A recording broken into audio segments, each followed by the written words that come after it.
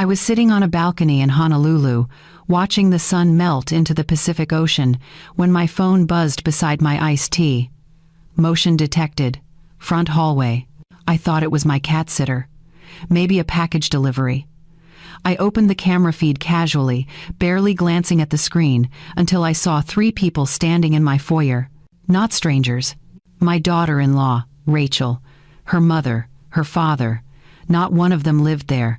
Not one of them had permission to enter. Yet there they were, strolling around my home like it was a showroom they had already purchased. A man holding a clipboard stood near the staircase. Some kind of mover, professional, hired. Rachel's mother asked, "So this whole upstairs is ours, right?" Rachel laughed. Actually laughed. "Oh yes. Once everything is inside, Mary won't make a scene. She's old, she'll just accept it." My heart didn't stop. It didn't race. It went completely still. I turned up the volume with trembling fingers. Rachel continued, "We'll get everything moved before she comes back. By the time she lands Tuesday, it'll be done. She won't throw out my parents once they're settled in. She hates conflict." Her mother nodded, glancing around my living room. The living room my late husband and I built together in our retirement years. She was evaluating where she wanted her recliner positioned. I want to pause here for just a moment. If you're watching this right now, would you do me a favor? Drop a comment and tell me where you're watching from and what time it is where you are. And if this story is already hitting close to home, please hit that like button and subscribe, because what happens next is going to show you exactly how I handled people who thought my age made me powerless. Trust me, you won't want to miss a single detail. Now, let me tell you what I did when I saw them planning to take over my entire house. I didn't drop my phone. I didn't gasp out loud. I froze. But not from fear, from clarity. All the little things I had brushed off over the last 2 years rearranged themselves in my mind like puzzle pieces finally clicking into place. Rachel suggesting I should downsize. Her casual comments about how big homes are wasted on elderly people. Her lingering glances at furniture that wasn't hers. The way she would walk through my rooms, touching things, measuring them with her eyes. They had been planning this. And now, with me thousands of miles away, they were ready to push the final domino. I ended the feed. Then I reopened it. Anger had sharpened my vision now. I needed to see everything. They weren't watering my plants. They weren't checking the mail. They weren't doing anything remotely defensible. They were measuring my living room wall. Rachel's father held a tape measure against the decorative molding my husband had installed himself 20 years ago. "We can put our cabinet here," he said, nodding toward a space where my bookshelf stood. My bookshelf, filled with novels I had collected over decades. The mover scribbled notes. Rachel pointed toward the hallway. "My parents will take the master bedroom upstairs. Mary can stay in the smaller guest room downstairs. She doesn't need all that space anymore." I lowered the phone onto the balcony table. My vacation wasn't over, but something inside me was. Something had cracked open, and I couldn't close it again even if I wanted to. For the first time, I admitted something I had been avoiding for years. They didn't see me as family. They saw me as real estate. My home wasn't a place they visited out of love.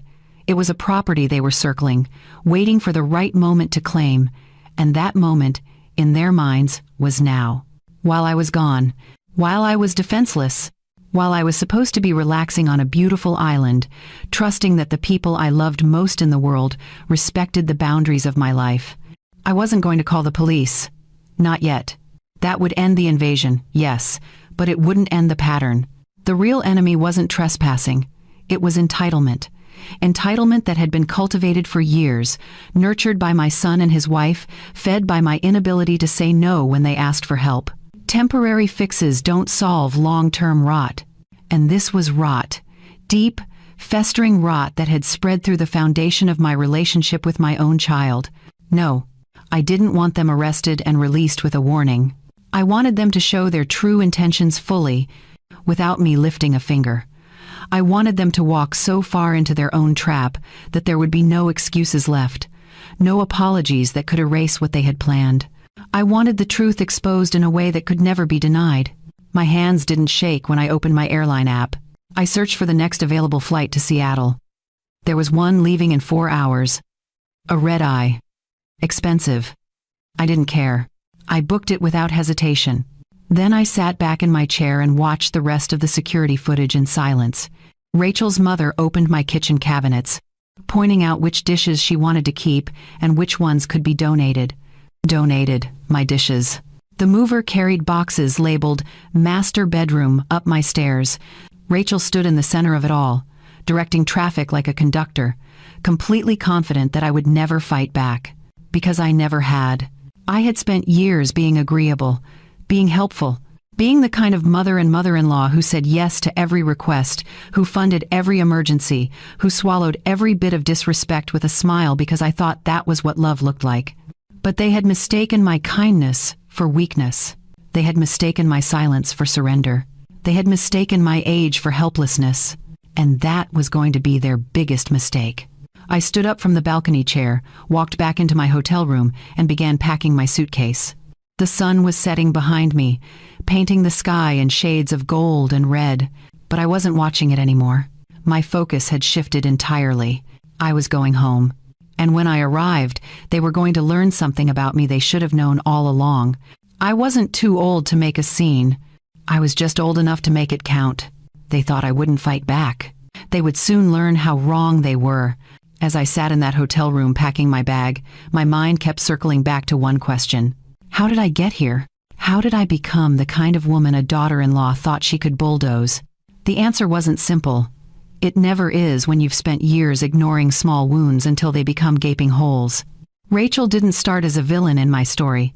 She started as a charming young woman who seemed genuinely interested in becoming part of our family. When Evan first introduced her, I was relieved, happy even.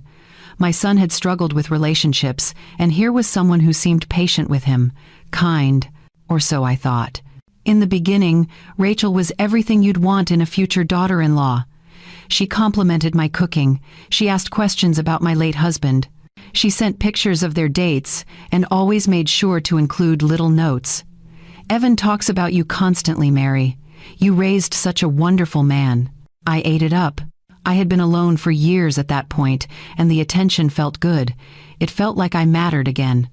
Like I wasn't just a widow filling her days with book clubs and gardening. But looking back now, with the clarity that comes from betrayal, I see what I missed. Rachel wasn't building a relationship with me. She was building a file. She was learning what buttons to push, what words made me soften, what requests I couldn't say no to.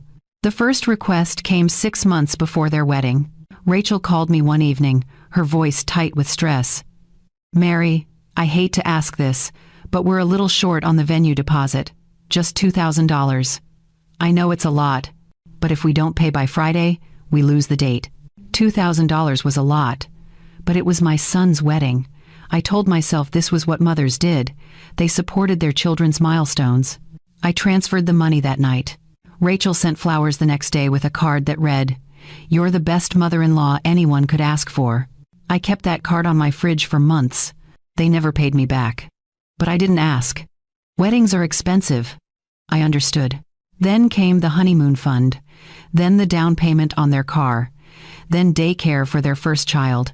Each time, Rachel approached me the same way, sweet, grateful, just a little desperate. And each time, I said yes. Because that's what family does, right? Except family also says thank you. Family also offers to pay you back. Family also helps you when you need it. Rachel's family did none of those things. Her gratitude became shorter with each request. The flowers stopped coming. The thank you notes turned into quick text messages. Got it, thanks. And eventually, even those stopped. The requests just became expectations. I started noticing a pattern. Every time I saw Rachel, she had a new concern about my life. Not hers. Mine. Mary, are you sure you should be driving at night? Your reflexes aren't what they used to be. Mary, this house is so big for one person. Don't you feel lonely rattling around in here? Mary, have you thought about what happens if you fall and no one's here to help you? At the time, I thought she was being thoughtful, concerned. Now I realize she was planting seeds. She was conditioning me to believe I needed help, that I was fragile, that living alone was dangerous. She was softening the ground so that when the time came, I'd welcome the idea of giving up my independence. Evan played his part too, though I don't think he realized it. Whenever I hesitated on a request, he'd call, "Mom, Rachel's really stressed about this. Could you just help us out this once?" This once? It was never once, but I couldn't say no to my son, especially not when he made it sound like I was the solution to all their problems. Like my support was the only thing holding their life together. I became their safety net, their backup plan, their emergency fund, and they became comfortable letting me catch them every single time they stumbled. The worst part? I didn't even realize how much I had given until tonight. Sitting in that hotel room, I opened my banking app and started scrolling through old transactions. Transfers to Evan, payments to Rachel, charges I had covered when their cards were declined at family dinners. I grabbed the hotel notepad and started writing. Wedding expenses, $4,000. Car repairs, $3,000. Daycare, 6 months at $800 per month, $4,800. Rent assistance when they were between apartments, $9,000. Credit card payment when Rachel's hours got cut, $5,000. Furniture for their new place, $7,000. Medical bills, $3,000. Groceries during tight months, thousands more, spread across years. The numbers climbed higher and higher until my hand cramped. The total sat at the bottom of the page like an accusation. $54,128. I stared at it. That was more than a year of my retirement income, gone, funneled into the lives of two adults who never once offered to pay me back. Two adults who were, at this very moment, measuring my walls and deciding which rooms they'd claim for Rachel's parents. My stomach turned. This wasn't generosity. This wasn't love. This wasn't even support. This was exploitation, carefully disguised as need. And I had let it happen. No, I had funded it. I had smiled through every request.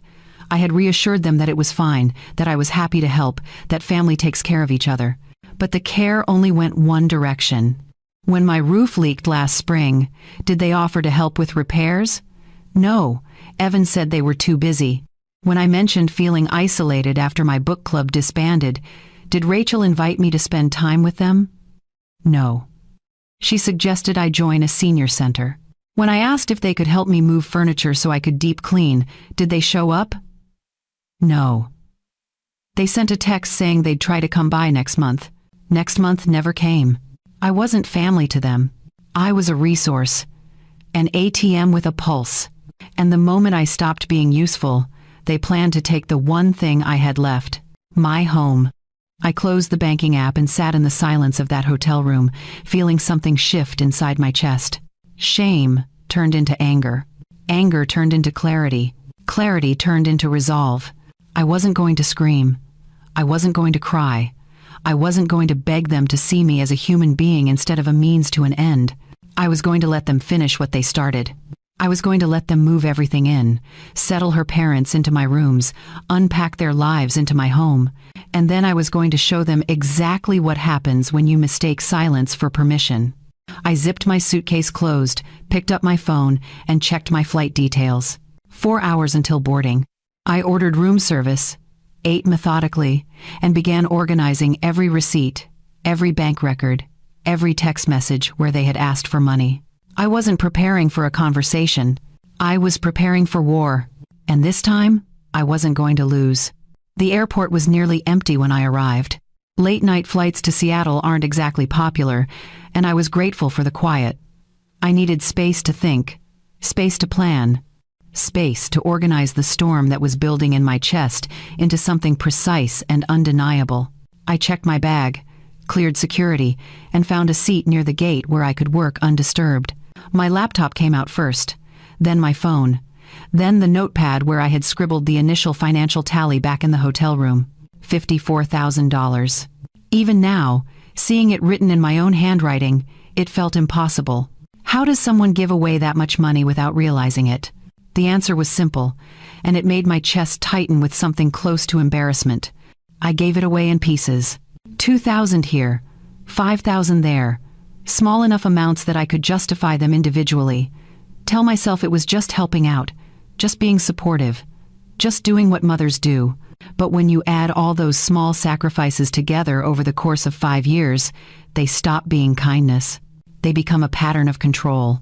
I opened a new folder on my desktop and named it simply Records. Then I got to work.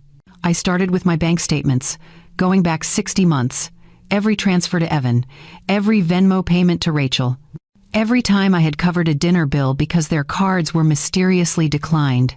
I copied each transaction into a spreadsheet. Date, amount, purpose. The purpose column was the hardest to fill in because half the time they hadn't even told me what the money was for. Just that they needed it. Urgently. Always urgently. But I remembered enough. The wedding deposit. The car repair that turned out to be a down payment on a newer model. The emergency dental work that I later found out was cosmetic veneers. The overdue electric bill that came right before they bought a 60-inch television. My fingers moved faster as the anger built. Next, I pulled up my text messages. I scrolled back through years of conversations, screenshotting every request. Mom, can you help us out with rent this month? We're a little short. Mary, the kids need new shoes and we don't get paid until Friday. Can you cover us? Hey, Mom, our credit card got declined at the grocery store. Can you send $200? I saved every single one. Then I went further. I searched my email for receipts. Anything I had purchased for them and never been reimbursed for. Furniture I had bought when they moved into their apartment. Gifts I had given that they had specifically requested. Expensive things they claimed were necessities. A crib, a stroller, a high chair. Baby monitors, clothes, toys. Thousands of dollars in items that weren't gifts at all. They were requirements, things Rachel told me they absolutely needed, and if I didn't buy them, I was being unsupportive. The spreadsheet grew longer and longer. By the time boarding was announced, I had documented every dollar. $54,128. The number sat at the bottom of the screen, cold and factual. I saved the file, backed it up to the cloud, emailed a copy to myself, then I sat back in my seat and stared at it. This was the cost of being too agreeable, too trusting, too willing to believe that people you love would never take advantage of you. For the first time, I let myself say it out loud, quietly, under my breath as passengers filed past me toward the gate. I was exploited, not helped, not needed, exploited. They saw my kindness and turned it into a subscription service, automatic, expected, endless. And when the money wasn't enough anymore, they came for the house. I boarded the plane feeling something I hadn't felt in years, certainty. I wasn't confused anymore. I wasn't second-guessing myself. I wasn't wondering if maybe I was overreacting or being too sensitive. I knew exactly what had happened, and I knew exactly what I was going to do about it. The flight was 5 hours. I didn't sleep. Instead, I created a second document. This one wasn't about money. It was about evidence. I went through my security camera footage, frame by frame, taking screenshots of everything. Rachel measuring the walls. Her father pointing at my furniture, discussing what to remove. Her mother opening my kitchen cabinets, deciding what to keep. The mover carrying boxes labeled for my upstairs bedrooms. Evan standing in the background, hands in his pockets, fully aware of what was happening. Each image was dated and time-stamped by the camera system. Undeniable proof that this wasn't a misunderstanding or a miscommunication. It was planned, deliberate, coordinated. I organized the images into a folder and added them to the financial records. Then I drafted a timeline, a simple, chronological account of how we got here, starting with the first financial request 5 years ago and ending with tonight's footage of them moving into my home without permission. No emotional language, no accusations. Just facts, dates, amounts, actions. By the time the plane began its descent into Seattle, I had built a case so airtight that no amount of crying or apologizing or playing the family card could dismantle it. The shame I had felt earlier was gone. In its place was something sharper, colder, resolve. I looked out the window as the city lights came into view below. Dawn was still an hour away. The sky was that deep blue that comes just before sunrise, and the world below looked quiet, peaceful. But I wasn't peaceful. I was a woman who had just spent 5 hours documenting every way her family had betrayed her trust. And I wasn't finished yet. I checked my phone as the wheels touched down. No messages from Evan. No calls from Rachel. They had no idea I was coming. They thought I was still in Hawaii, blissfully unaware, sipping tropical drinks while they erased me from my own home. I smiled, just barely. Good. Let them think that. Let them settle in. Let them unpack. Let them get comfortable in rooms that didn't belong to them. Let them believe they had won. Because the deeper they walked into this situation, the harder it would be for them to lie their way out of it. I gathered my things as the plane taxied to the gate, my carry-on bag, my laptop, my phone with its folders full of evidence. I didn't text anyone, didn't call ahead, didn't warn them I was back. I wanted them completely off guard. I wanted to see their faces when I walked into that house and shattered the illusion they had built. The illusion that I was too old, too weak, too afraid of conflict to fight back. I stepped off the plane and into the terminal. The air was cool, the airport was quiet, and I was ready. I had spent 5 years being taken advantage of. I had spent 5 hours documenting it. Now it was time to end it. I walked through the empty terminal, my footsteps echoing against the tile floor, and headed toward the exit. Seattle was waiting, and so was my house. But this time, I wasn't walking into it as the woman they thought I was. I was walking into it as the woman I should have been all along. The woman who knew her worth. The woman who demanded respect. The woman who refused to be erased. The sky outside was beginning to lighten, just barely. Dawn was coming, and so was I.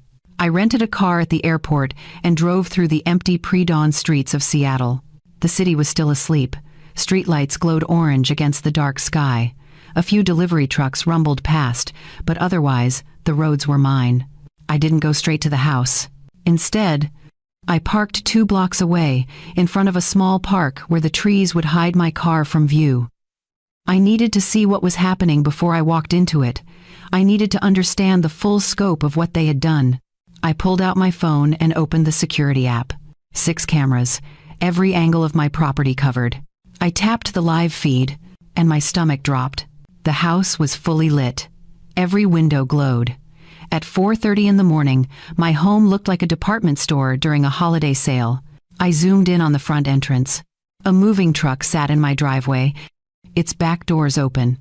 2 men in company uniforms were carrying a dresser up my front steps. Behind them, Rachel's father directed traffic, pointing toward the staircase. I switched to the kitchen camera. Rachel's mother stood at my counter, unpacking dishes. Not her dishes. My dishes were already stacked in a cardboard box near the sink, labeled in thick black marker, "Donate." My dishes. The ones my husband and I had picked out together 30 years ago. Plain white porcelain with tiny blue flowers along the rim. Nothing fancy, but ours. And she was replacing them. I switched to the upstairs hallway camera.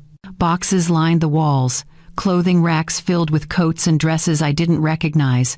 Suitcases stacked 3 high. This wasn't a temporary visit. This wasn't helping me out or combining households. This was a full relocation. Rachel's parents weren't staying for a few weeks while they looked for a place. They were moving in permanently, and I was expected to accept it. I watched as Rachel's mother walked into my bedroom, the one I had slept in alone for 10 years since my husband passed. The one where I kept his reading glasses on the nightstand because I couldn't bring myself to put them away. She stood in the doorway, hands on her hips, surveying the space like a real estate agent evaluating a property. Then she turned and called down the hallway. I couldn't hear her through the camera, but I could read her lips well enough. "This one's perfect for us." My jaw tightened. I switched cameras again. Living room. The movers were hauling in a leather recliner, oversized, brown, completely out of place among my furniture. Rachel's father pointed to the corner where my reading chair sat. The chair my husband had bought me for our anniversary, soft gray fabric, perfectly worn in. One of the movers lifted it. "Where does this go?" he asked. Rachel's father waved dismissively. "Storage. We'll deal with it later." I watched as they carried my chair out of the room. Just like that. 30 years of memories reduced to an inconvenience. I felt my hands start to shake, so I gripped the steering wheel until my knuckles went white. "Breathe, Mary. Just breathe." I switched to the garage camera. Evan was there. My son stood near the workbench, staring at a stack of boxes. He wasn't moving them. He wasn't helping. He was just standing there, looking uncomfortable. But he was there. He knew. He had always known. As I watched, Rachel walked into the frame. She said something to him. He nodded. She handed him a clipboard, and he glanced at it briefly before setting it down on the bench. The camera angle wasn't perfect, but I could see enough. It was a floor plan, a layout of my house with rooms labeled Master Bedroom, Mom and Dad. Guest Room 1, Office for Dad. Guest Room 2, Craft Room for Mom. Downstairs Bedroom, Mary. I read that last line 3 times, my vision blurring at the edges. Downstairs Bedroom, Mary. Not Mary's room, not guest room, just Mary. As if I were the guest in my own home, as if I were being given a space out of charity. I clicked off the app and sat in silence for a long moment, staring through the windshield at nothing. The sun was starting to rise now. Pale gray light filtered through the trees, turning the sky from black to silver. I had known they were disrespectful. I had known they were entitled. But seeing it like this, watching them systematically erase me from my own home, broke something open inside my chest. This wasn't about needing help. This wasn't about family staying close. This was about replacement. They weren't moving in with me. They were moving in instead of me. I opened the app again, forcing myself to keep watching. Back to the living room camera. Rachel's mother was hanging pictures now. Family photos. Her family, not mine. She took down the portrait of my husband and me from our wedding day and leaned it against the wall, face inward. Then she hung a photo of herself and her husband in its place. I felt tears sting my eyes, but I blinked them away. No, not yet. I wasn't going to cry in a parked car while they dismantled my life. I was going to cry later, when this was over, when my home was mine again. Right now, I needed to stay focused. I switched cameras one more time. Upstairs hallway. A stack of boxes sat near the linen closet. I zoomed in on the labels. The first one read, Extra blankets and pillows. The second one read, Holiday decorations. The third one made my breath catch. Mary's room. Storage.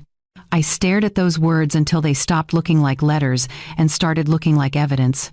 They had planned this down to the box labels. They knew exactly what they were doing. And they had done it assuming I would never fight back.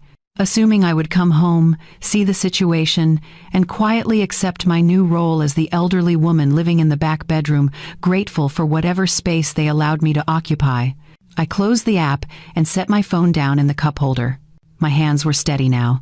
The shaking had stopped. The tears had dried before they could fall. What remained was something cold and clear and entirely focused. They had made their choice. Now I was going to make mine. I started the car and pulled out of the parking spot. But I didn't drive toward the house. Not yet. First, I had preparations to make. I needed new locks. All of them. Front door, back door, side entrance, garage. I needed documentation. Photos, printed records, everything organized and ready to present. I needed a plan that was airtight, foolproof, and impossible to argue against. I drove toward the hardware store. Even though it wouldn't open for another 2 hours, that was fine. I could wait in the parking lot. I could organize my thoughts. I could rehearse what I would say when the moment came, because the moment was coming. Soon.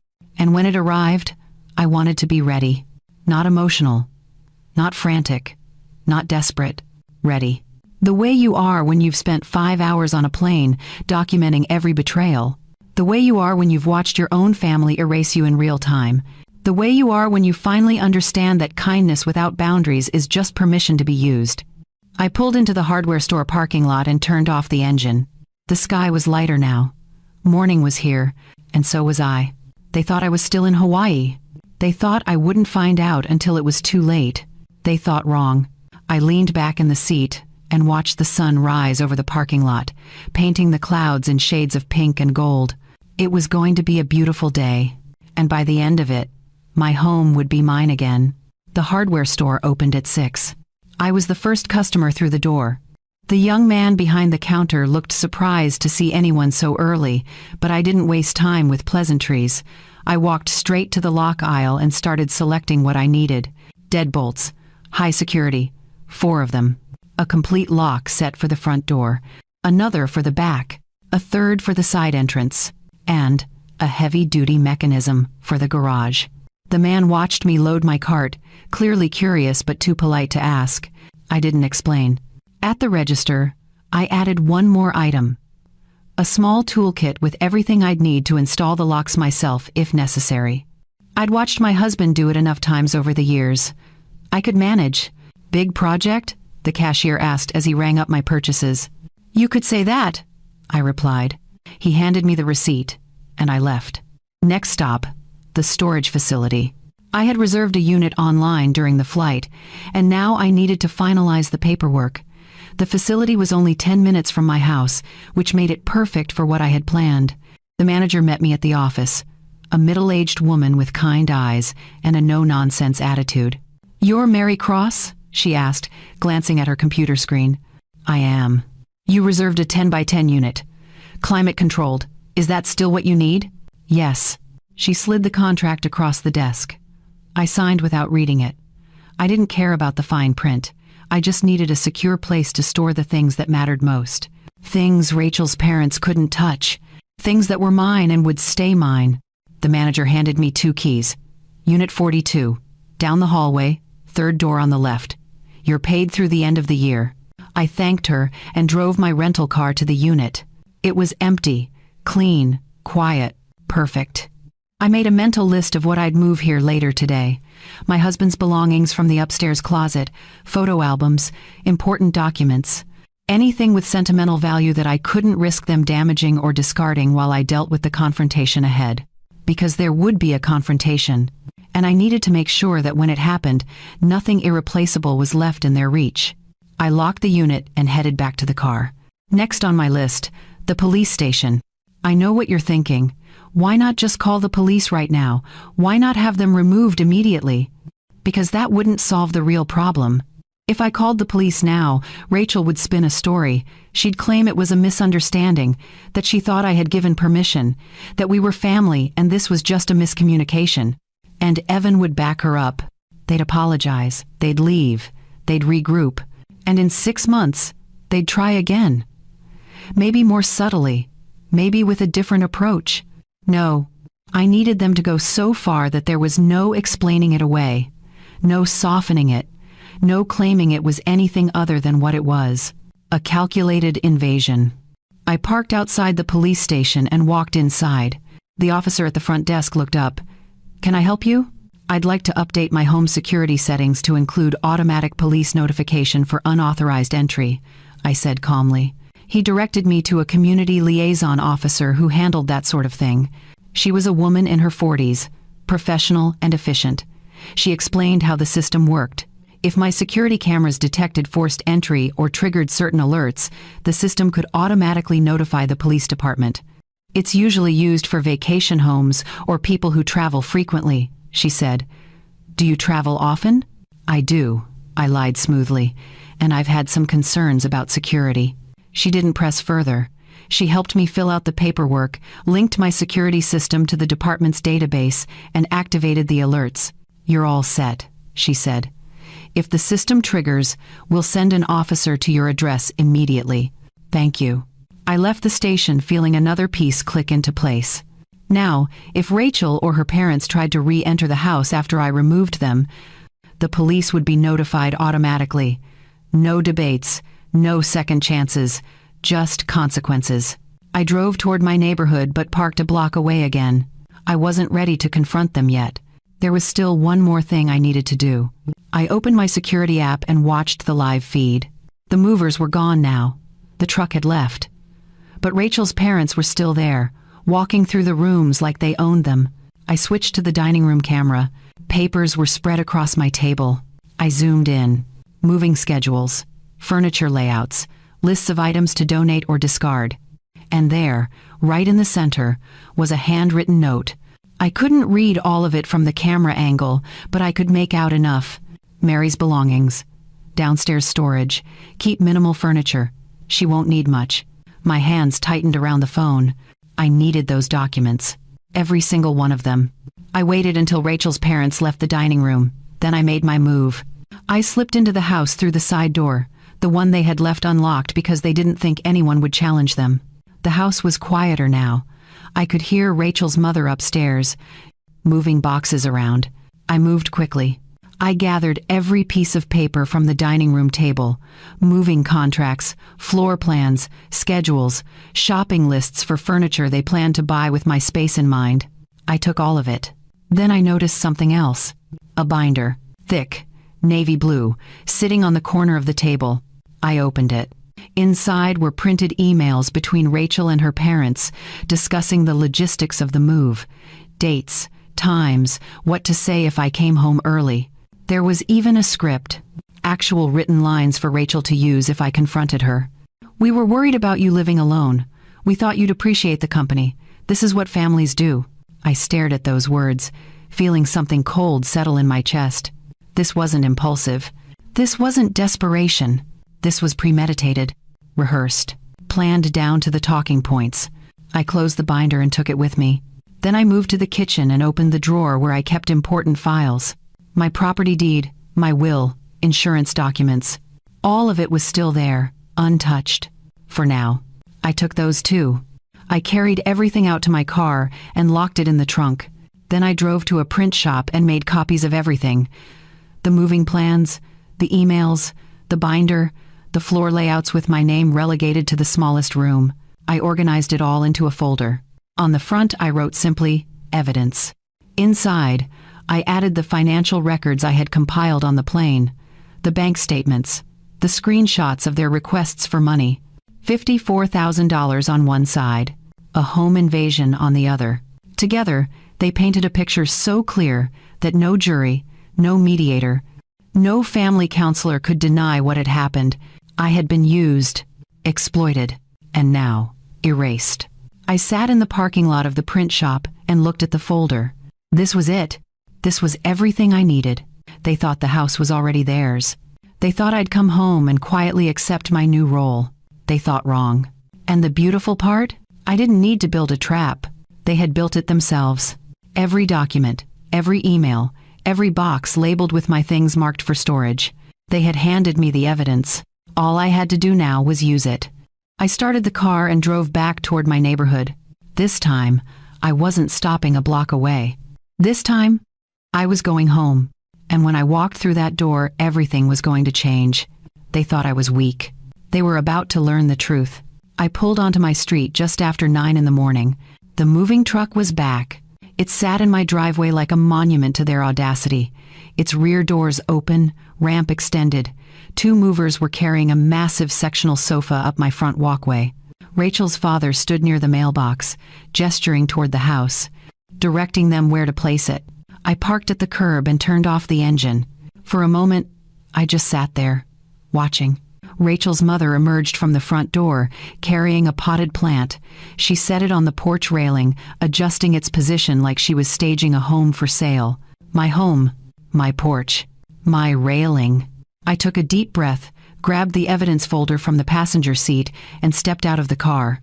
The sound of the car door closing made Rachel's father glance up. He saw me. His expression shifted from casual confidence to confusion in less than a second. "Mary?" he called out, uncertain. I didn't answer. I just started walking toward the house. That's when Rachel appeared in the doorway. She froze. Literally froze, one hand still on the doorframe, her mouth slightly open. "Mary," she said, her voice thin and high. You weren't supposed to be back until Tuesday." "Plans changed," I said evenly. The movers stopped mid-lift, the sofa suspended between them. They looked at each other, then at Rachel, clearly sensing the tension. Rachel's mother stepped forward, her face already arranging itself into a smile. "Mary, sweetheart, what a surprise. We were just getting settled. We wanted it to be a nice surprise for you when you got back." I looked at her directly. "A surprise," I repeated. "Yes," she continued, her voice taking on that syrupy tone people use when they're trying to manipulate someone. "We know how hard it's been for you, living in this big house all alone. We thought having family around would make you feel safer, more comfortable." "Comfortable," I said quietly.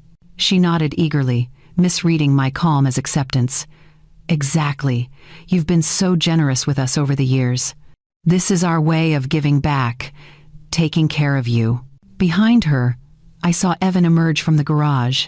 He was carrying a rolled-up area rug, sweat on his forehead. When he saw me, the rug slipped from his hands and hit the concrete with a dull thump. "Mom," he said, "what are you doing here?" I turned to face him fully. "What am I doing here?" I asked, keeping my voice steady. "Evan, this is my home." He opened his mouth, closed it, looked at Rachel for help. She stepped down from the porch, her smile still in place but her eyes nervous. "Mary, I think there's been a misunderstanding," she said quickly. "We're not taking anything from you, we're helping.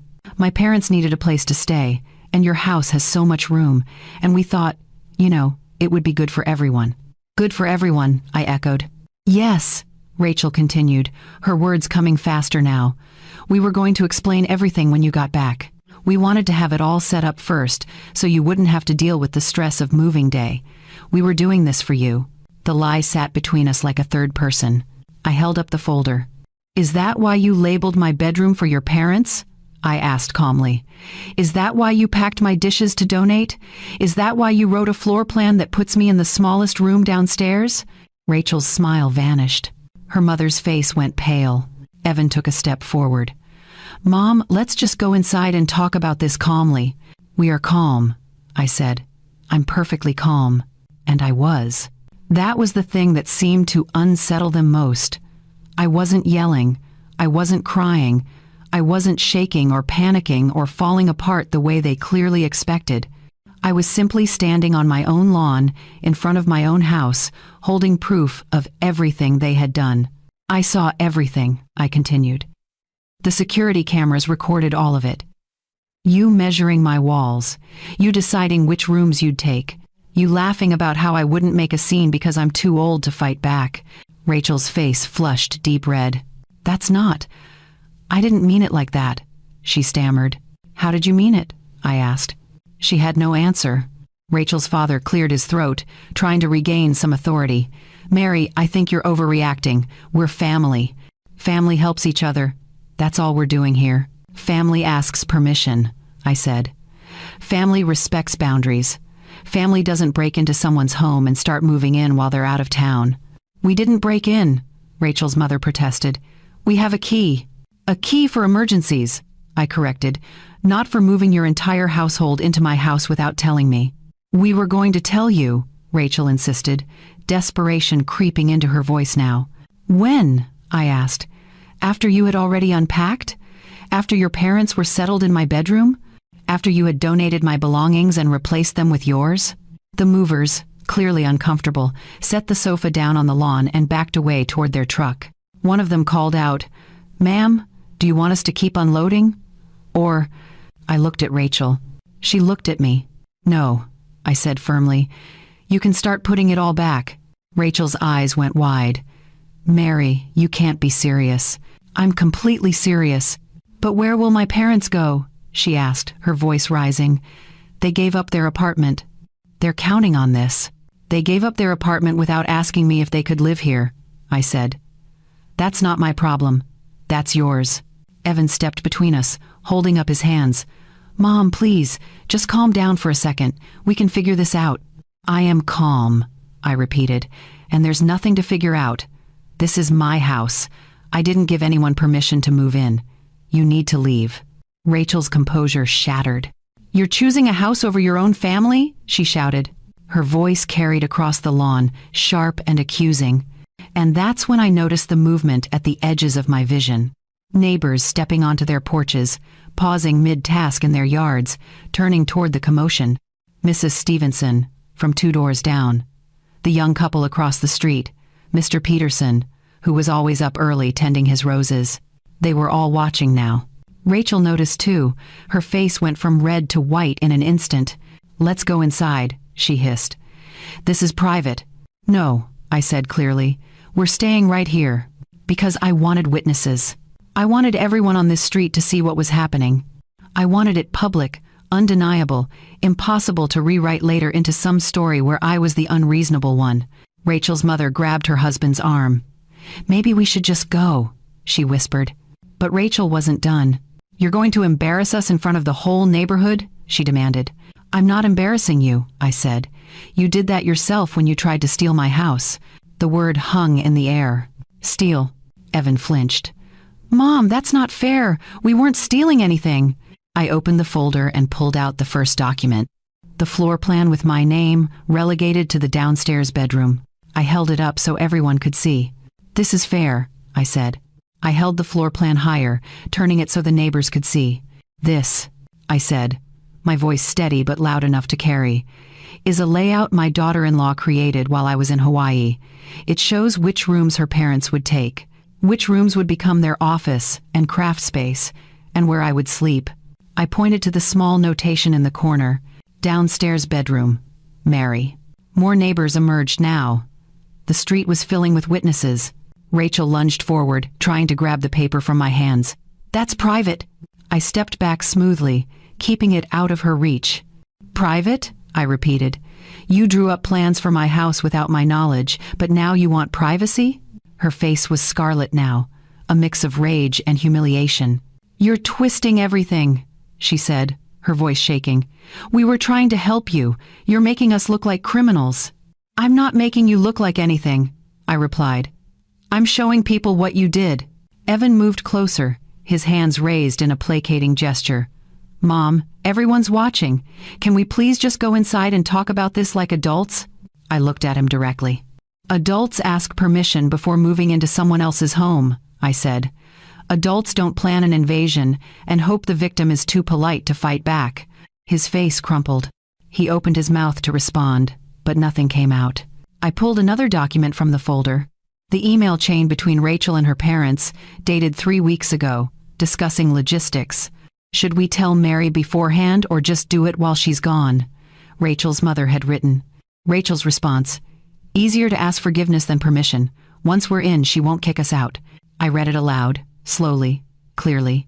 The neighbors shifted uncomfortably. A few whispered to each other. Rachel's mother went pale. That was taken out of context. "What context?" I asked. "What context makes it acceptable to invade someone's home?" She had no answer. Rachel's father stepped forward, trying to take control of the situation. "Mary, you're being unreasonable. We're family. Family doesn't treat each other like this." "You're absolutely right," I said. "Family doesn't treat each other like this." I pulled out the next document. The financial ledger, 5 years of transactions, every loan, every emergency, every time they had asked for money and never paid it back. $54,128, I said, loud enough for everyone to hear. "That's how much I've given to my son and his wife over the past 5 years." Gasps rippled through the crowd. Evan's eyes went wide. "Mom, don't." "Don't what?" I asked. "Don't tell the truth? Don't show people how you treated me like an ATM while planning to take my house?" Rachel tried to interrupt. "Those were loans. We were going to pay you back." "Were you?" I asked, flipping to a page in the ledger. "Because I have text messages where I asked about repayment, and you told me family doesn't keep score." She went silent. I continued. "Family doesn't keep score. That's what you said, over and over. Every time I mentioned the money, family doesn't keep score." I looked up from the folder, meeting her eyes. "But family also doesn't exploit each other," I said. "Family doesn't manipulate. Family doesn't measure your walls and plan which rooms to claim while you're on vacation." The neighbors were fully engaged now. I could see some of them nodding. Others looked horrified. Rachel spun toward them, her voice desperate. "She's making this sound worse than it is. We were worried about her. She's getting older. She shouldn't be living alone in such a big house. We thought having us here would be good for her." I pulled out the final document, the handwritten note from Rachel's planning binder. "Mary's belongings, downstairs storage. Keep minimal furniture, she won't need much." I read it aloud. Rachel's mother covered her face with her hands. Rachel's father looked like he wanted the earth to swallow him whole. Evan stared at the ground, his shoulders sagging. "Does that sound like concern?" I asked the crowd. Not loudly, not dramatically, just honestly. Nobody answered. They didn't need to. The silence was answer enough. One of the movers cleared his throat awkwardly. "Ma'am," he said, addressing me, "do you want us to reload the truck?" I looked at him, then at Rachel, then at the furniture scattered across my lawn. "Yes," I said firmly. "Everything that doesn't belong to me goes back on that truck." Rachel's composure finally shattered completely. "You can't do this," she said, her voice breaking. My parents have nowhere to go. They gave up their apartment for this. That was your decision, I replied. Not mine. You're really going to throw us out? In front of everyone? I'm not throwing you out, I corrected. You were never in. You broke in. There's a difference. The movers started picking up the sofa again, this time heading back toward the truck. Rachel's father grabbed one of them by the arm. Wait. Just wait a second. The mover looked uncomfortable. Sir, the homeowner has asked us to reload. We have to follow her instructions. She's not thinking clearly, Rachel's father insisted. She's confused. I stepped forward. I'm not confused, I said, my voice cutting through the chaos. I'm 72 years old. I've been a widow for 10 years. I've managed this house, this property, and my finances alone for a decade. I am not confused. I turned to address the neighbors directly now, raising my voice so everyone could hear clearly. This house has been mine for 32 years. I paid for every brick, every tax bill, every repair. I cared for it alone after my husband passed. And while I was on vacation, my own family tried to take it from me. The street had gone completely quiet. Even the morning birds seemed to have stopped singing. They thought I wouldn't fight back, I continued. They thought my age made me weak. They thought I'd come home, see what they'd done, and quietly accept it because I hate conflict. I paused, looking at each of them in turn. Rachel, her parents, Evan.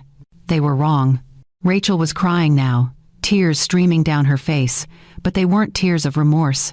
They were tears of humiliation. She had been exposed in front of the entire neighborhood, and there was no talking her way out of it. Her mother tried one last time. Mary, please. We made a mistake. We're sorry. But your family. Doesn't that mean anything? I met her eyes. Family means respect, I said quietly, and you've shown me none. The movers continued loading. Box after box. Furniture piece after furniture piece. Everything that had been brought into my house over the past 24 hours was being removed. And everyone was watching. Rachel turned to Evan, her voice desperate. Do something. She's your mother. Make her stop. Evan looked at me. For a moment, I thought he might actually try. But then he saw my face, saw the folder in my hands, saw the neighbors watching, saw the truth of what they'd done reflected in every witness standing on the street. And he said nothing. He just stood there, defeated, while his wife's scheme collapsed around them. The movers worked efficiently, clearing my lawn. And I stood in the center of it all, holding my evidence, refusing to back down. They had tried to erase me. Instead, they had exposed themselves. Rachel wiped her eyes with the back of her hand, taking a shaky breath. When she spoke again, her voice had changed. The desperation was still there, but now it was wrapped in something else. A practiced tone, the kind someone uses when they're trying to rewrite history in real time. Mary, I think you're misunderstanding our intentions, she said, composing herself. Everything we did for you. We were helping you. I didn't respond. I just waited. She took my silence as permission to continue. You've been so lonely since Dad passed, she said, her voice softening into something that might have sounded caring if I didn't know better. You talk about it all the time. How quiet the house is, how empty it feels. We thought having my parents here would give you companionship, people to talk to, family around you. She looked at the neighbors, playing to her audience now. That's all we wanted, she continued, to make sure Mary wasn't alone anymore, to fill this big house with life and love again. A few of the neighbors shifted, their expressions uncertain. It was a good performance, I had to admit. If I hadn't spent the last 12 hours documenting everything, I might have even doubted myself for a moment. But I had the receipts. Literally. I opened the folder again and pulled out a printed screenshot from my security camera. It showed Rachel standing in my living room, pointing at my furniture while talking to the mover. I read the timestamp aloud. Tuesday, 4:30 in the afternoon, 2 days ago. Then I read the caption I had added beneath the image, a direct quote from the audio recording. Mary won't know until it's too late. By the time she gets back, we'll be moved in, and she'll have no choice but to accept it. Rachel's face went white. The neighbors' uncertain expressions hardened. That doesn't sound like helping me, I said quietly. That sounds like trapping me. Rachel opened her mouth, but nothing came out. Her mother jumped in, trying to salvage the story. Rachel was just stressed. She didn't mean it the way it sounded. Really? I asked. Because I have more. I pulled out another screenshot. This one showed Rachel's mother in my kitchen, going through my cabinets. "These dishes are so outdated," the caption read. Another direct quote. "We'll donate them and get something modern." Rachel's mother flushed. "I was just trying to help you update things." "Without asking me," I said. "Well, we didn't want to bother you while you were on vacation." "How considerate," I replied, my tone flat. I pulled out the third screenshot. Rachel's father measuring my bedroom wall. "This room is perfect for us," he had said to his wife. "Mary can take the small room downstairs. She doesn't need much space at her age." The neighbors gasped. Rachel's father stammered. That's not. "We weren't trying to take your room, Mary. We were just looking at options." "Options," I repeated. "Options for which rooms you'd claim in my house, without my permission." He had no response. Rachel tried again, her voice growing shrill. "We were going to fix the place up for you. Do repairs, paint, make it nice. It was going to be our contribution. Our way of paying you back for all your help over the years." I pulled out yet another document. The contractor estimate. I had found it in the binder, tucked between the moving schedules. "This is an estimate you requested," I said, scanning the page. "For knocking down the wall between the kitchen and dining room. For converting the garage into a mother-in-law suite. For adding a second bathroom upstairs." I looked up at her. "These aren't repairs, Rachel. This is a renovation. A renovation that would have cost $40,000. Her eyes widened.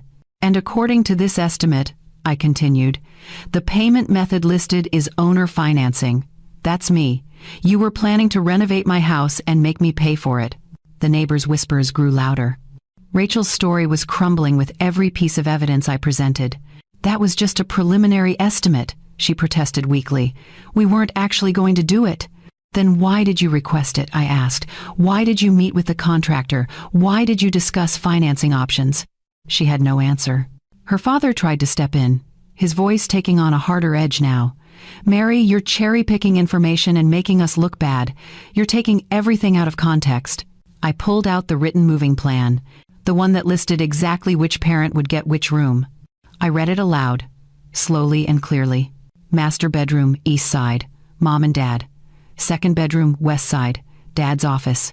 Third bedroom, north side, mom's craft room, downstairs guest room, Mary.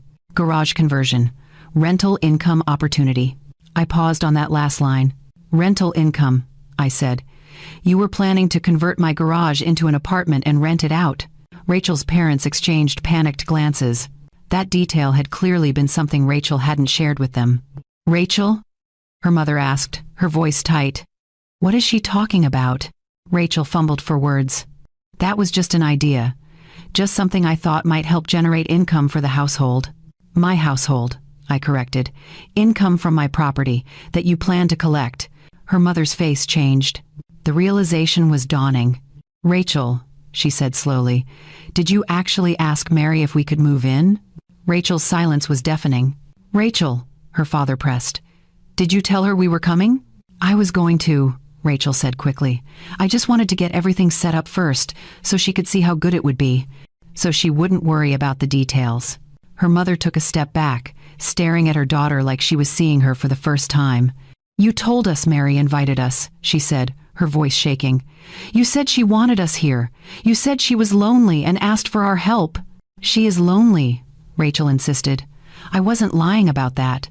"But she didn't invite us," her mother said, the words coming out like an accusation. "She didn't ask us to move in." Rachel's silence confirmed it. Her father's face went from angry to horrified. "We gave up our apartment," he said quietly. "We packed up our entire lives. We thought we were helping family.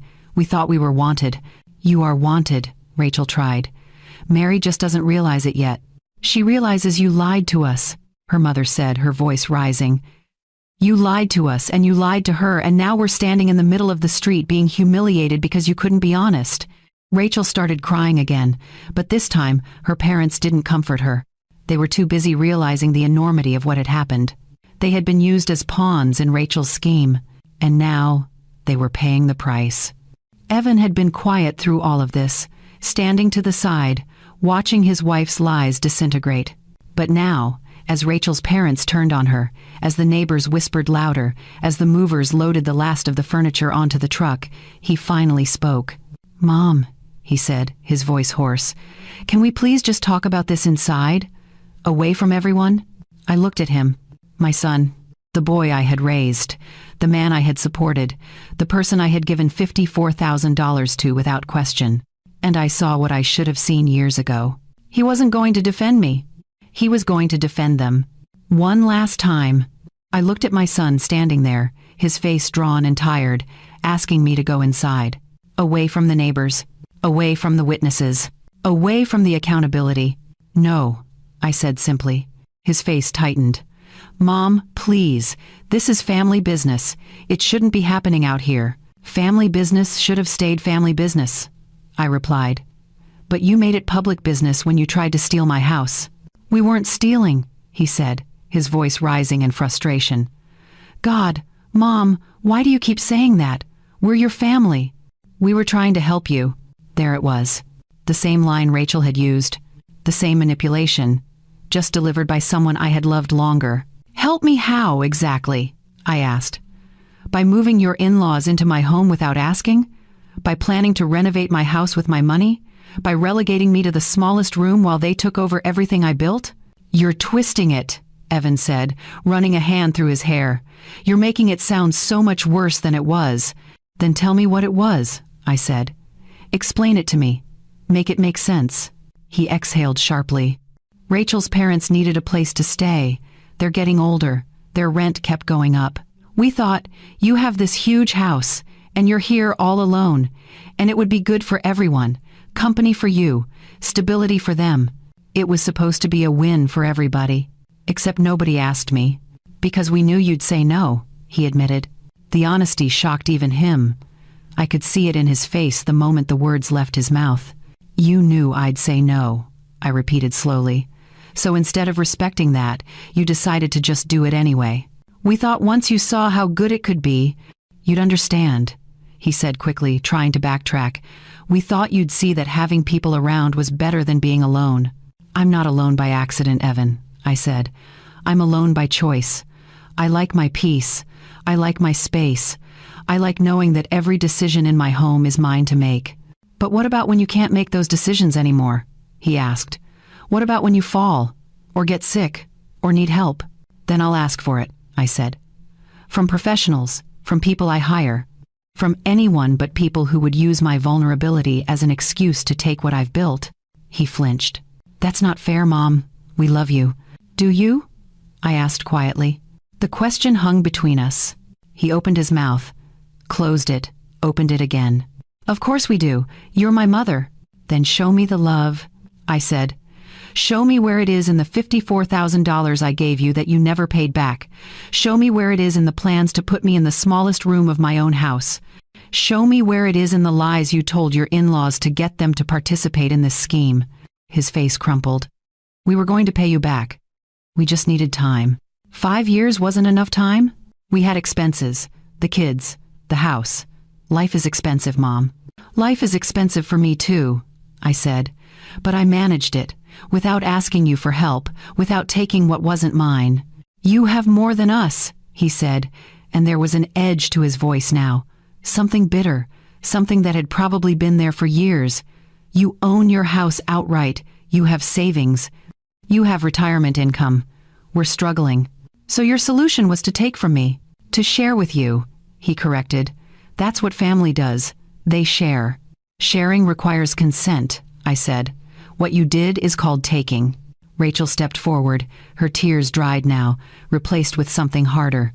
"You're being impossible. You're acting like we committed some crime. We were trying to create a multi-generational household. That's how families used to live. Together. Supporting each other." "Supporting," I said. Interesting word choice. I pulled out the financial ledger again. "This is support," I said, holding it up. $54,000 over 5 years. I supported you. Constantly, without question, without asking for anything in return. I flipped to a marked page. "But when I needed help moving furniture last year, you were too busy. When I asked if you could help me clean out the gutters, you said you'd get to it eventually. When I mentioned feeling isolated after my book club ended, you suggested I find new hobbies. I looked at both of them. That's not support, I said. That's extraction. You took everything I offered and gave nothing back. And when there was no more money to take, you came for the house. Evan's jaw tightened. You're overreacting. You're making this into something it's not. Am I? I asked. I reached into my bag and pulled out a set of keys. New keys. Shiny and unused. These are the new locks, I said calmly. I changed them all this morning. Front door, back door, side entrance, garage. Evan's eyes widened. You changed the locks? Yes, but we need to get our things. Your things are being loaded onto that truck right now, I said, nodding toward the movers. Rachel's voice rose to a shriek. You can't lock us out of the house. What if there's an emergency? Then you'll call emergency services, I said, like everyone else. I pulled out my phone and opened the security app, turning the screen so they could see. I've also updated the security system, I said. It's now connected directly to the police department. Any unauthorized entry triggers an automatic alert. Officers will be dispatched immediately. The color drained from Rachel's face. You're serious, Evan said, his voice barely above a whisper. You're actually serious. I've never been more serious about anything in my life. Mom, we're your family, he said, and his voice broke. You can't just shut us out like this. You shut me out, I said quietly. You shut me out of the decision about my own home. You shut me out of conversations about my own future. You shut me out of my own life and expected me to thank you for it. I reached into the folder one final time. I pulled out a single sheet of paper. Official, typed, notarized. This is a formal no trespass order, I said, handing it to Evan. You, Rachel, and her parents are barred from entering my property without explicit written permission. Any violation will result in immediate police involvement and potential criminal charges. Evan took the paper with shaking hands. He stared at it like it was written in a foreign language. Mom, he whispered, you can't mean this. I mean every word. But I'm your son. And I'm your mother, I said.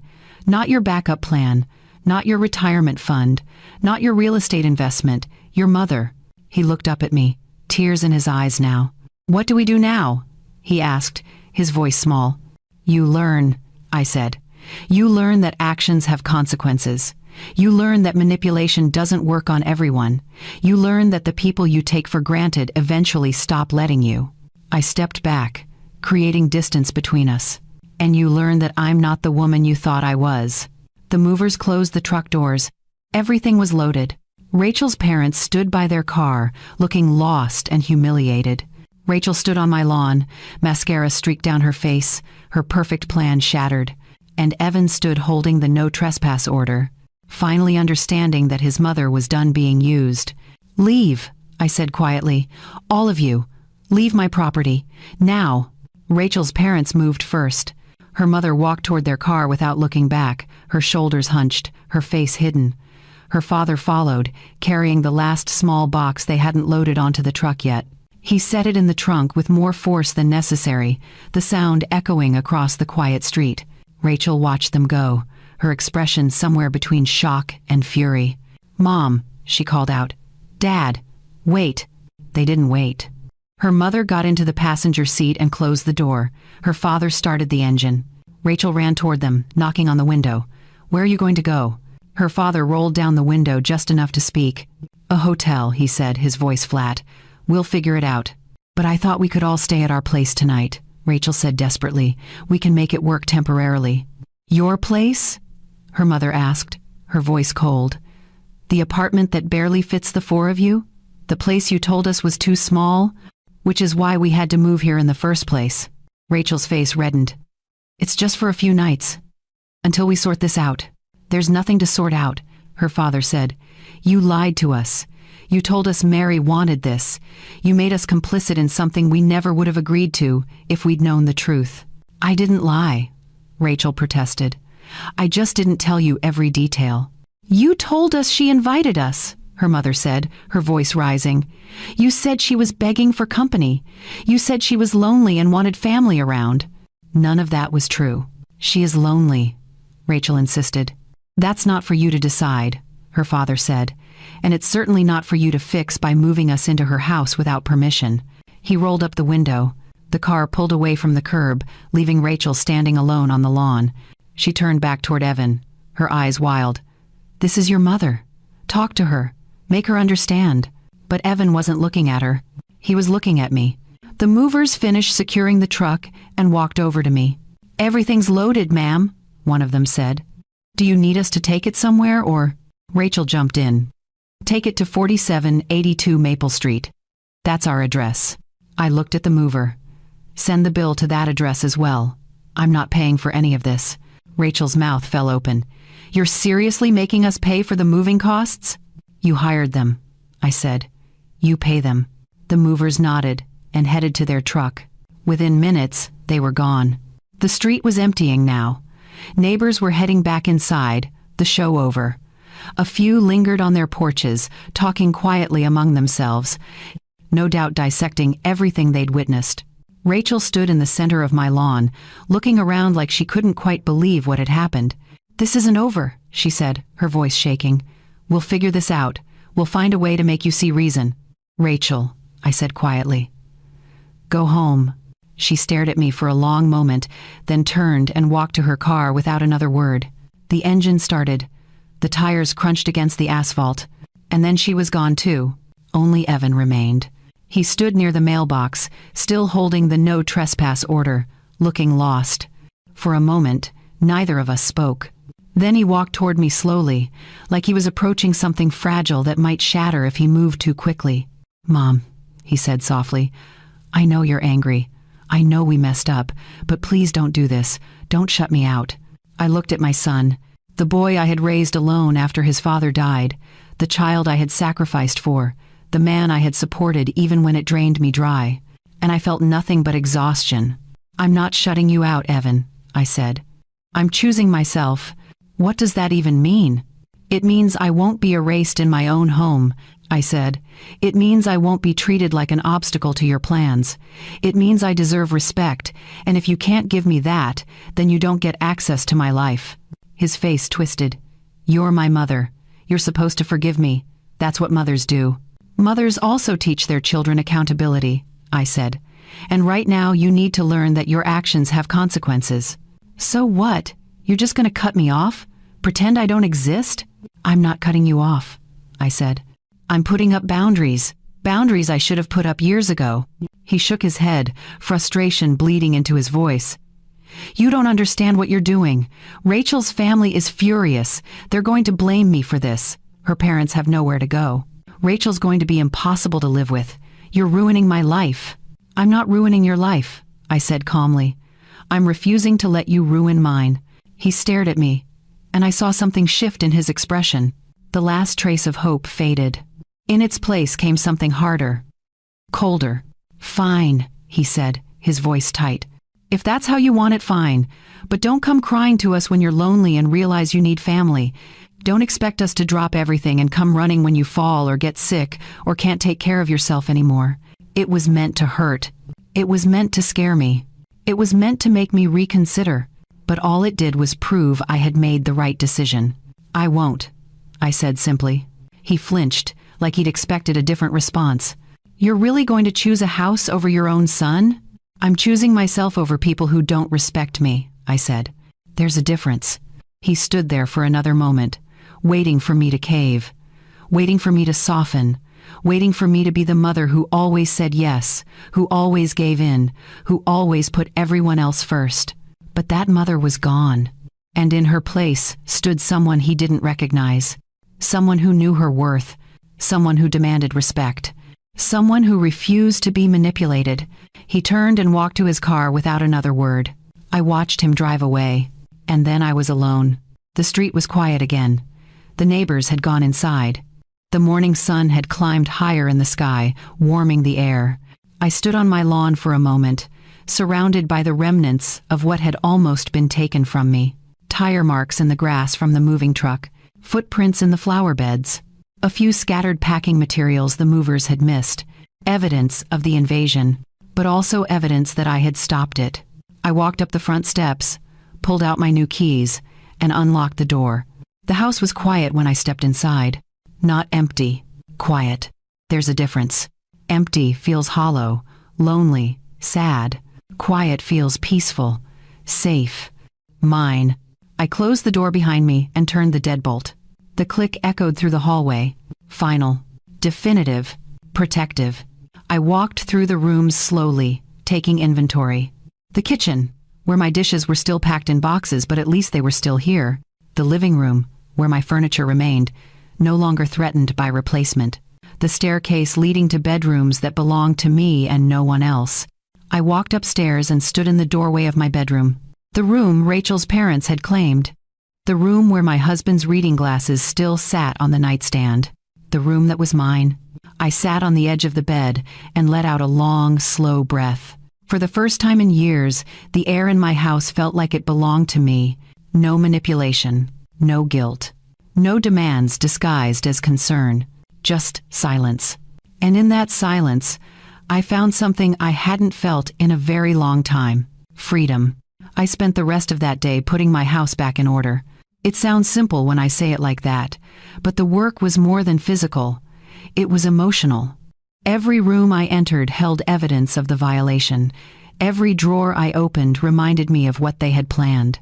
But I moved through it methodically, refusing to let the anger consume me. I started in the kitchen. The boxes Rachel's mother had packed sat near the sink, my dishes wrapped in newspaper and labeled for donation. I unpacked every single one.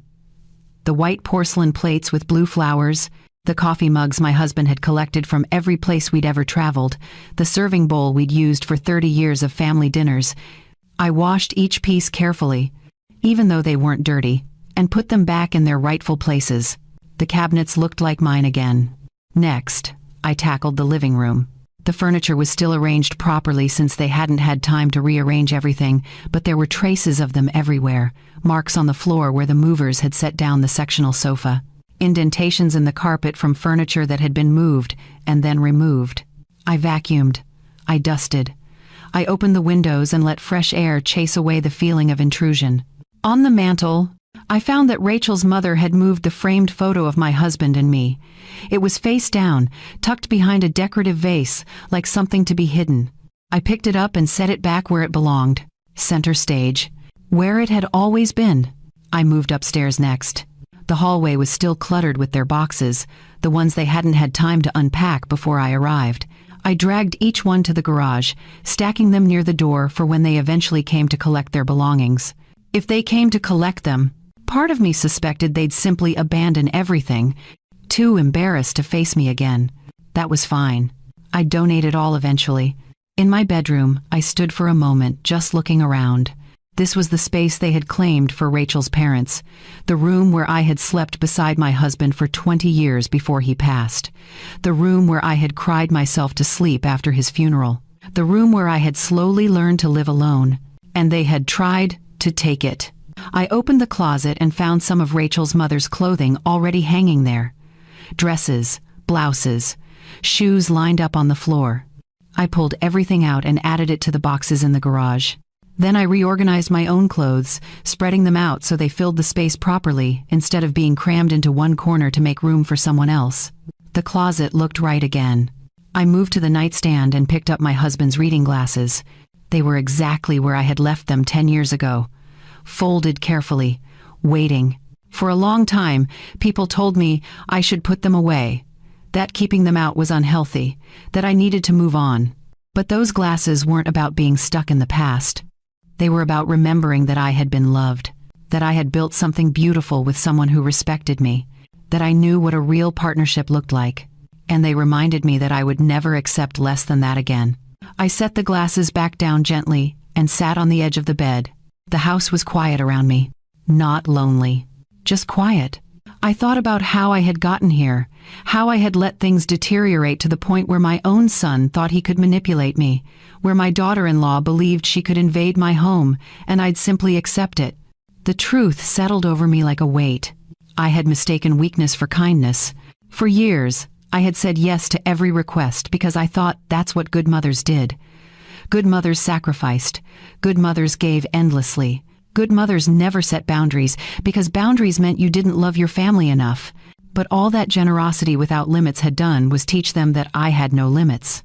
It had taught them that they could take and take and take, and I would never stop them. It had taught them that my needs didn't matter, that my home didn't matter, that I didn't matter. And the worst part was that I had taught them this, not intentionally, but through every yes when I should have said no, through every boundary I didn't enforce, through every time I swallowed my discomfort because I didn't want to cause conflict. I had opened the door to my own exploitation, and they had walked right through it. But that stopped now. I stood up and walked to my desk in the corner of the room. I pulled out my will, my power of attorney documents, my advance directives, everything that detailed what would happen to my estate when I passed. Evan was listed as executor. Rachel was listed as secondary beneficiary. I took a pen and began making notes in the margins, changes I would make when I met with my attorney next week, changes that would reflect my new reality. I wasn't cutting Evan out entirely. He was still my son. But I was adding protections, stipulations, safeguards that would prevent anyone from using my death as an opportunity to claim what I had built. My house would go into a trust. My finances would be managed by a professional. My belongings would be distributed according to my wishes, not theirs. I was taking control of my future, even the parts I wouldn't be alive to see. When I finished, I filed the documents away and turned my attention to something I had neglected for far too long: my social life. For years, I had centered my entire world around being useful to Evan and Rachel, around being available whenever they needed something, around proving that I was a good mother by constantly giving. But in doing that, I had let other relationships fade. Friends from my book club, neighbors I used to have coffee with, women I had volunteered alongside at the community center. I had pushed them all to the background because family came first. But family had taken everything and given nothing back. It was time to rebuild. I opened my laptop and sent an email to Margaret, a woman I had been close with years ago before life got busy, before Evan's constant needs consumed all my time and energy. "Hi, Margaret," I typed. "It's been too long. I'd love to catch up over coffee if you're available. Let me know when works for you." I sent similar messages to 3 other women. Then I looked up local volunteer opportunities, book clubs, walking groups, anything that would connect me to people who saw me as more than a resource. By the time the sun started to set, I had plans for the coming weeks. Coffee with Margaret on Thursday, a new book club meeting on Saturday, a volunteer orientation at the library the following Tuesday. I was building a life that didn't revolve around being needed, a life that revolved around being valued. There's a difference. Being needed means people only show up when they want something. Being valued means people show up because they enjoy your company. I had spent too many years being needed. It was time to be valued. I walked downstairs and made myself dinner. Something simple, pasta with vegetables and garlic bread. I ate at the dining room table, not in front of the television, not standing at the counter. I set a proper place setting. I poured myself a glass of wine. I took my time, because this was my house, my table, my life. And I was done apologizing for taking up space in it. After dinner, I washed the dishes and stood at the kitchen window, looking out at the yard. The grass needed mowing. The garden needed weeding. There were projects to do, repairs to make, life to be lived. But for the first time in years, I felt excited about it, not burdened, excited. This house wasn't a responsibility I had to manage alone. It was a gift I got to enjoy. And I was going to enjoy every single moment of it. 3 weeks passed. The kind of quiet, unremarkable weeks that used to feel empty, but now felt like peace. I settled into a rhythm I hadn't experienced in years. Morning coffee on the back porch, afternoons spent reading or working in the garden. Evenings with friends I had reconnected with or new people I was meeting through the book club and volunteer work.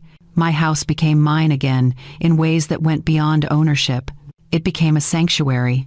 Every morning, I woke up knowing that no one would show up unannounced with demands disguised as emergencies.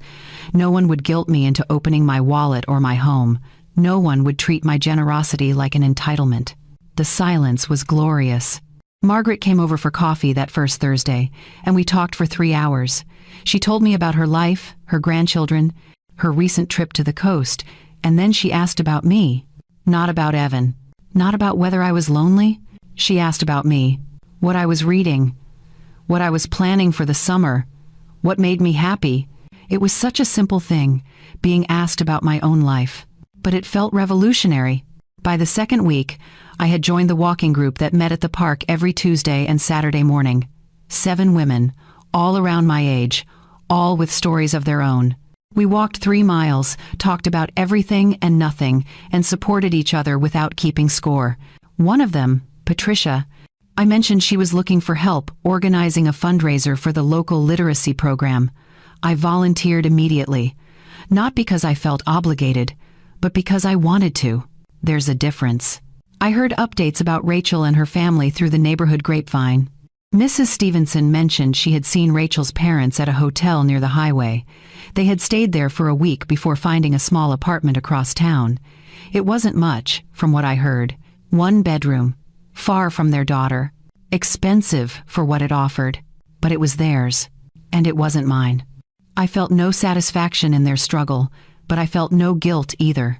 They had made choices based on lies, Rachel told them. Those choices had consequences, and those consequences were not my responsibility to fix. Evan tried contacting me multiple times. The first message came 2 days after the confrontation. "Mom, can we please talk? I know you're angry, but we need to figure this out." I didn't respond. The second message came 4 days later. "Mom, Rachel's really upset. Her parents are blaming both of us. Can you please just call me?" I didn't respond. The third message came a week after that. "I don't understand why you're doing this. We're family. Family doesn't just shut each other out." That one almost made me laugh. Family doesn't shut each other out, but family can plan to take over your house without permission?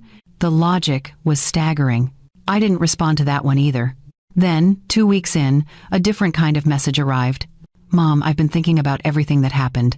I know we messed up. I know we hurt you. Can we please meet somewhere and talk? I want to understand." I read it 3 times. There was something different in the tone, something that felt less like manipulation and more like actual reflection. But I still didn't respond. Not because I didn't care, but because words were cheap. Evan had spent years saying the right things while doing the wrong things. Apologies meant nothing if the behavior didn't change. If he wanted a relationship with me, he needed to prove he understood what respect looked like. Not through text messages, through action, through time, through showing me that he valued me as a person, not as a resource. And until that happened, I was content to maintain my distance. I wasn't angry anymore. Anger had burned itself out in those first few days, leaving behind something clearer and calmer. I was simply done. Done being used. Done being manipulated. Done paying for love that should have been freely given. One evening, I sat on my back porch watching the sunset paint the sky in shades of orange and pink. The garden was blooming, the house was clean, the locks were secure, and I was alone. But I wasn't lonely. There's a difference between being alone and being lonely, and I had finally learned it. Lonely is when you're surrounded by people who don't see you. Alone is when you're at peace with yourself. I had spent years being lonely in the presence of family. Now I was alone and more at peace than I had been in decades. I thought about everything that had happened, everything that had led to that moment on my lawn when I finally stood up for myself.